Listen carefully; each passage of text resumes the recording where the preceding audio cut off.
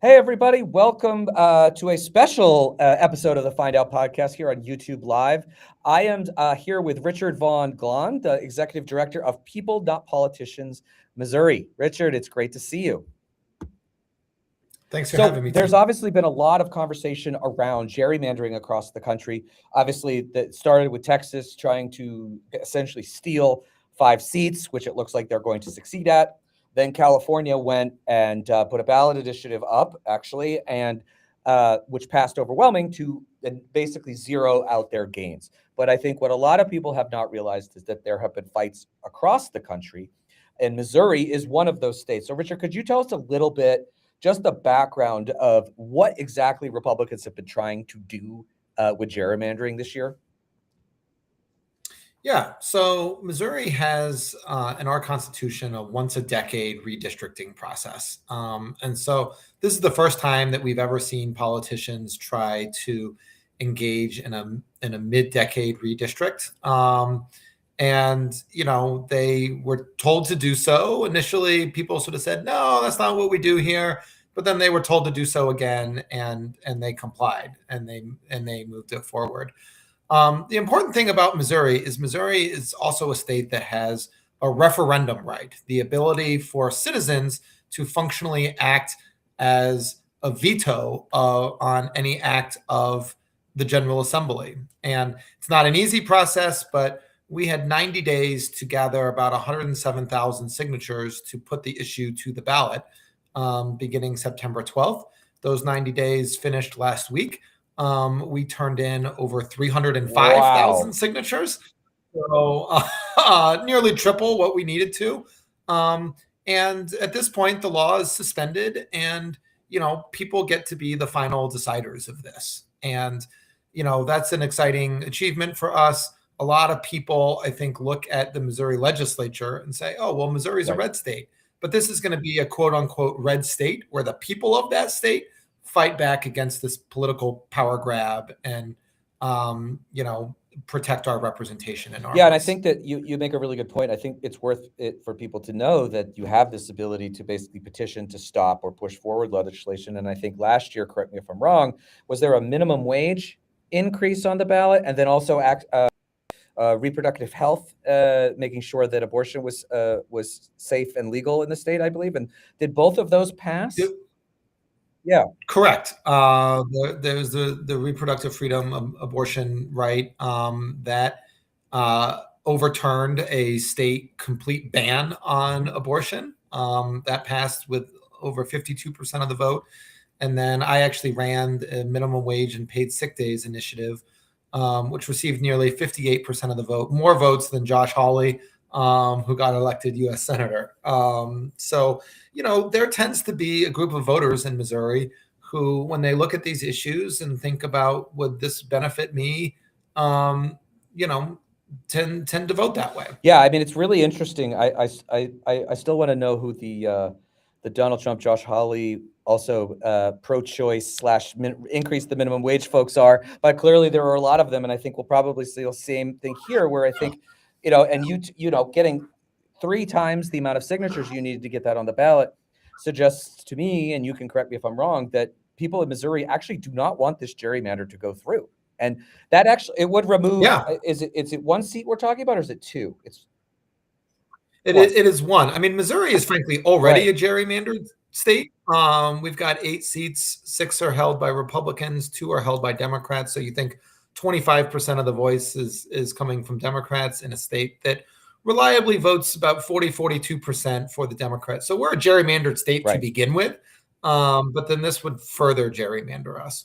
And those voters exist everywhere. I mean, one of my favorite photos of this campaign is a young man, wearing a MAGA shirt, Trump, 24. What it was 2024, signing the petition. And, he was saying to us, he's like, politicians need to follow the rules.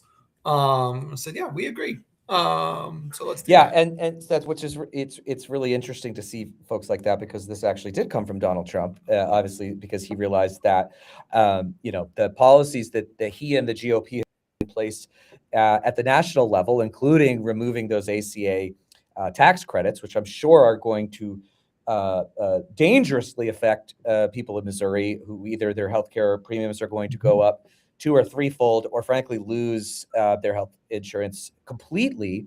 Would rely on those Democratic votes being in the majority at a certain point in order to either bring them back next year, because it looks like the Republicans are just going to torch them. Like, how critical is that one Democratic seat, both for Missouri and the country? Yeah, I mean, I think it's amazingly critical. You think of how tight the House of Representatives is, and who are control in different committees, and what bills get prioritized and what don't. It's just a critically important seat. And as you mentioned, I mean, there's a lot of hardworking folks in Missouri who are getting hammered by the impacts of tariffs. A lot of our farmers are really suffering. We have a lot of hardworking people, as you mentioned. The cuts to the ACA, put a lot of our hospitals in real jeopardy, particularly our rural hospitals. Missouri is a Medicaid expansion state. It is a state where actually we did that via ballot initiative. So all of these policies have a huge impact, and I think that's why you see so many Missourians flocked to this campaign. I mean, we had more volunteers than I've ever seen. Over 2,000 people got trained to go out, talk to their neighbors about what's happening, get their signatures, do the pieces, because people know what's at stake here. Yeah, and it's really, I mean, 300,000. When you said you needed to get about 110, was that what you said you needed, roughly somewhere around there? I mean, it just shows that the anger across the country, including in deeply red states like Missouri. I mean, I know 20 years ago we used to, it used to be a bellwether, but it's pretty red. And I was on the 08 Obama campaign, and we were like, we almost won. But I think it just shows how upset people are with the direction of this country, which then also affects these red states. You mentioned farmers who are getting just absolutely destroyed by these tariffs, and the fact that rural hospitals will be closing, nursing homes will be closing, and these people don't have any place to go. So it's really a testament to your work, but also a signal, I think, to Republicans that 300,000 Missourians signed this, which is a massive number. And I assume you obviously mentioned the Trump voter. Like, generally speaking, when your folks talked to Republicans, were they generally favorable with what you were trying to do, or was it a mix? I'm just curious, because we're all talking about Donald Trump's numbers being in the 30s. That has to translate it into a lower number in red states as well. Yeah, I mean, I think people don't like politicians prioritizing themselves and grabbing power for themselves, and they understood that that's what gerrymandering is.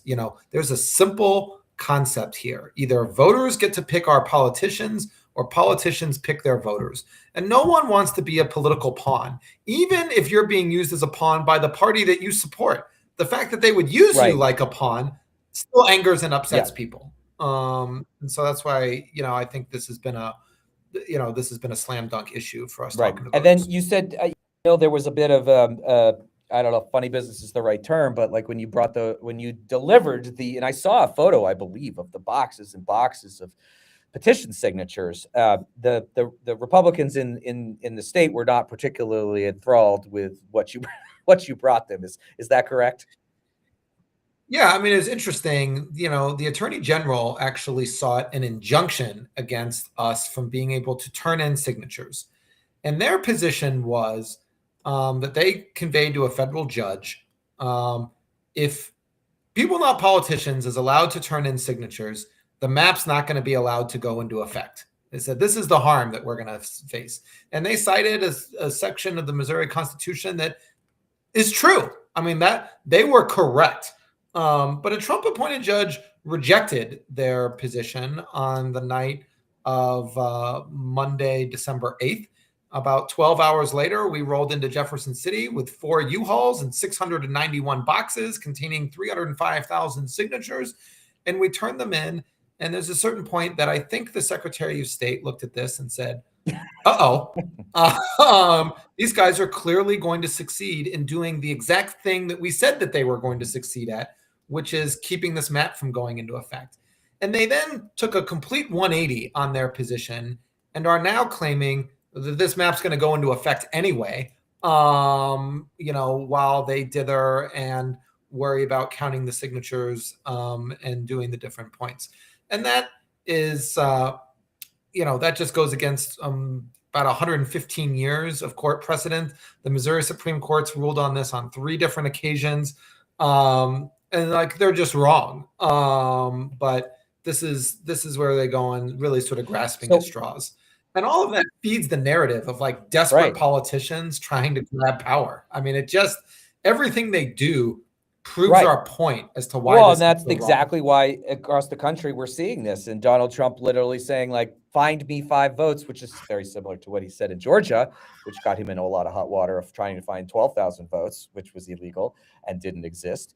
But so what is the next step then? So obviously, have they sued to push it, or do you have to sue to stop them from implementing? What's the next? What happens here? Yeah, it's a little confusing always because our attorney general, who was not elected, by the way, she actually ran for governor, came in 4th out of 4. But then when Eric Schmidt moved on, she got appointed. So our unelected appointed attorney general, has had a tendency over the last couple of months to just tweet things, just sort of govern by tweet. And she'll say things like she did last week of that this law is in effect.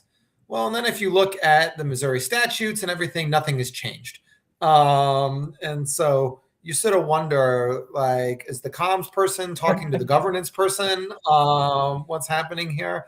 But yeah, I mean, if they try to put the law into effect, I expect there'll be a lawsuit, enjoining them from doing that. And the point here is that the signatures should get counted. And once they're verified, people should have the final say. And what's really interesting about everything that they're doing in this state is not that they are trying to justify what they did. What they are trying to do is prevent a vote from happening. A referendum simply means people get to be the final deciders.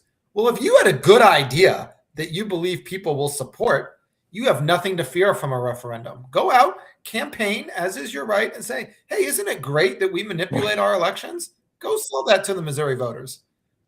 The fact that that is what they fear most tells you they know how bad this is. Right. It's as clear as day. Excuse me. And we see it. We're seeing it in all the states. I mean, I think we've even seen in Texas where it looks like those maps are going to stay in place, that some of those reps whose districts went from, Republican plus 10 or 11s to Republicans plus 7, they're starting to get nervous because the people in Texas, the same with the people in Missouri, are like, well, wait a minute, we want to decide. This is a representative democracy. We should have the right to do that. And I think this is backfiring on them. And we've seen in other states, like Indiana, for example, they failed because enough Republicans in the Senate said no, one of which was because, frankly, Trump was using horrible, language to describe people with disabilities.